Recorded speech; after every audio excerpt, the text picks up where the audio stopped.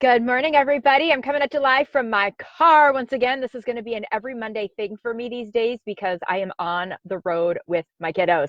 Today, I want to talk to you about perfection and how it is getting in your way of losing weight, of having more energy, of having more confidence. It is sabotaging your results, whatever those results may be. And I'm going to give you some ways to be totally happy with being perfectly imperfect and how that is going to get you your results. So, are you ready to tackle the beast? My name is Rachel, and I am a mom of six, and I help moms lose weight. But I help them do it by seeing that there is time, that seeing that there is a way, by seeing that it can be easy and fun, and you can do it with support. So, chime in today down in the comments if you are one of those people, and I'm raising my hand here, guys, 100% that struggles with perfection, that you want things to be perfect. I spend a lot of my life going, well, if I can't do it 100% perfect, then I'm not going to do it at all. And that really can sabotage you when it comes to your weight loss efforts. Because if you're like, well, if I can't do the workout every single day, then I'm not going to do it at all. Or maybe you do the workouts for 4 days and then on day 5, you oversleep and you don't have time. So then you're like, well, the week is just thrown away. So I guess since I didn't do it perfect, I'm not going to finish this week up and I'm just going to throw it away and I'll start again next week. Well, that starting and stopping is going to cause you troubles over and over and over again. And so letting go of that need to be perfect and doing it perfect and eating the perfect foods and working out the right workout and all that stuff is going to lead you to results. So I'm going to give you another example, and this is totally non-fitness related. It's not even adult related. It's about my daughter who's 9 years old. And from the time that she was about a year old, I could tell that Ainsley was a perfectionist. And that was a little bit scary to me because even though I was one myself, I certainly did not want my child growing up that way. So what happened is that I have 5 other kids, as you know. I had 3 that were older than she was, and all of them had walked. They learned to walk by the time they were about like 11 months old. They were all walking around, and she would not walk. Did not want to walk. She wanted to, what's the word? Hold onto the chairs or tables or whatever and walk assisted all over the place. Well, originally I chalked it up to the fact that I have 2 older daughters and that's why Ainsley didn't want to walk because she was carried around all the time. So Ainsley and I had a weekend alone, just her and I, because we took one of my other daughters on a gymnastics camp weekend. So it's basically Ainsley and I could not get this kid to walk. And it was like driving me absolutely crazy. Again, perfectionist mom here. My kid's not doing what the other kids did. What am I doing wrong? Beating myself up about it. Well, she finally started walking at about 14 months old. So that was like 3 months later than the rest of my kids. And I couldn't figure it out. But she walked. She did it fine. I know she was well within her milestones. But I noticed this about Ainsley with a lot of things. She didn't do things as early as some of my other kids did. Trying to teach her colors was a nightmare. I tried bribing her with Skittles and she wouldn't guess the color of the Skittle to eat the candy. She just didn't want to do it. And I just couldn't figure it out. And I finally figured it out when my number 5 kid showed up, Audrey, and Audrey walked at 11 months. But you know what I noticed about Audrey when she learned to walk, and I realized about all the rest of my kids and every other kid that learns to walk, is they fall down a ton. They fall down a lot. And Ainsley, at 11 months old, as a baby, looked at all that, and in her mind, she thought, I fell down, and I don't want to do that. I'm not going to walk until I can do it perfect. She was a perfectionist from the time she was a baby. She wasn't going to tell me the colors of those Skittles until she knew she could get it perfect. And I've watched Ainsley do that her entire 9-year life. She's a gymnast. I've watched her not go for skills, not go for them. And when she finally does, it's perfect because she waits until she can do it perfect. Now, does Ainsley do things well? Yes, Ainsley's a good gymnast. Ainsley knows how to walk. She knows her colors. She gets it eventually. But Ainsley misses out on doing things early on. It takes her a longer time to start doing things. And so when you are trying to do your health and fitness perfect, you may be missing out on the imperfection part, on the part that maybe doesn't go so well, but it gets you the result. So like in gymnastics, I look at Ainsley and she won't do this particular skill until I know in her mind, she's like, I got to do it perfect before I'll do it. Well, she's missing out on, showing progress, on showing the coaches that she's willing to do things, on showing herself that she can do it. And it's probably taking her longer to get it than if she just gave a little bit of effort every single day.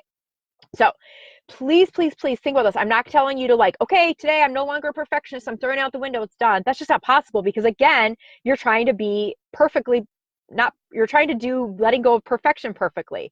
What I want you to do is I'm going to give you a little process here. It's a little 5-step process and it's going to help you take those things. And I want you to do little things here and there. So if one of my big downfalls with food or with my health and fitness is eating, I lose control over food sometimes. We all do.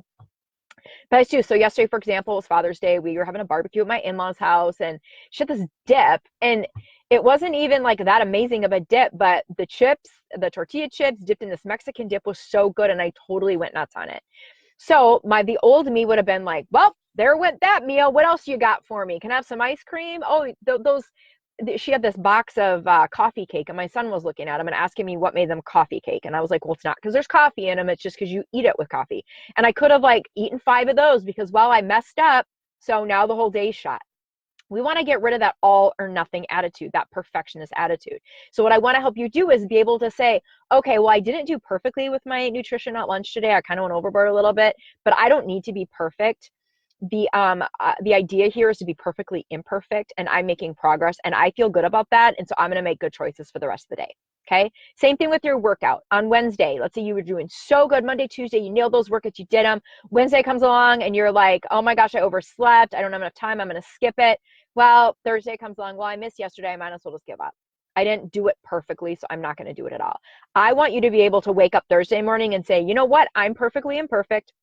And so I'm going to do this workout today because even though I missed it yesterday, that's still okay because I am making progress and I am doing baby steps. So are you ready for my 4 steps? I always like 4 steps. So my first step is, where is this coming from? This need for perfection. So if your need for perfection to do your workouts every day, why do you have this need for perfection? Where is it coming from? Okay. So ask yourself, is this something that you were taught as a kid? Is this something you just kind of done your whole entire life? Was it something that you did a program at one time for your health and fitness and they told you that you need to work out every day or you were going to fail? Like, where is that thought coming from? So what, and the thought being, I have to do this perfectly or I'm not going to do it at all. Okay, so where is that thought coming from? So step 2 is, I want you to ask yourself powerful questions. Powerful questions being like, well, and be really curious. Ask yourself, like, what would happen if I did this imperfectly? Would I still get results? How would I feel if I did the workout on Thursday, even though I missed yesterday? How would I feel to eat a very healthy dinner, even though I totally botched up lunch? Ask yourself some powerful questions about the perfectionism in general in your life. Where are some other ways in my life that I'm showing up as trying to be perfect? Or am I trying to come across as perfect? Really ask yourself some powerful questions. And what I want you to do, and this is kind of the same step, but I'm going to call it step 3, is I want you to get out a journal and I want you to ask yourself and answer these questions in a written form. And the reason I want you to do this is because, yeah, we can drive down the street, we can think about all these things about why we want to be perfect and all that, but until you write it down and you really take a look at what you're writing and process it and think about it, you are going to have a more difficult time finding the commonalities. So maybe you have a commonality of every week you get through Thursday and Thursday you screw up the eating and you throw the rest of the week away. And that's why you don't lose weight, because you can't do good for 4 days and do poorly for the other 3 days. Or maybe you work out really, really, really good for a month and then you're tired and exhausted one day, so you skip your workout and then you don't come back to it again.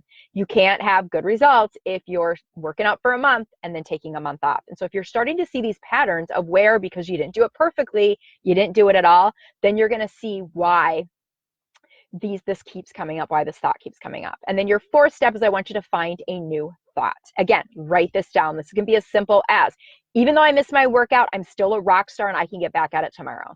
Even though I ate way too much of that Mexican dip that didn't even taste that great, I can still eat a healthy dinner and I can still meet my goals. And the fact is, guys, missing one workout and eating a bunch of Mexican dip isn't throwing anybody's goals off.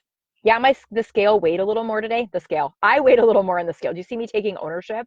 I weighed a little more today, but guess what? It'll be gone tomorrow. It's extra salt. It's extra food, whatever. It's not gonna screw up my efforts forever. So just think about that little screw up is okay. That little bit of imperfection is okay. When it becomes a problem is when you let it go into every single day and go on and on and on. And then the final part of this, ladies, is just to take baby steps. Don't try to revamp your whole self and become perfectly imperfect in every part of your life. But what I want you to do is I want you to take little tiny steps and be perfectly imperfect. So this week, choose your workouts. How can you be perfectly imperfect with your workouts?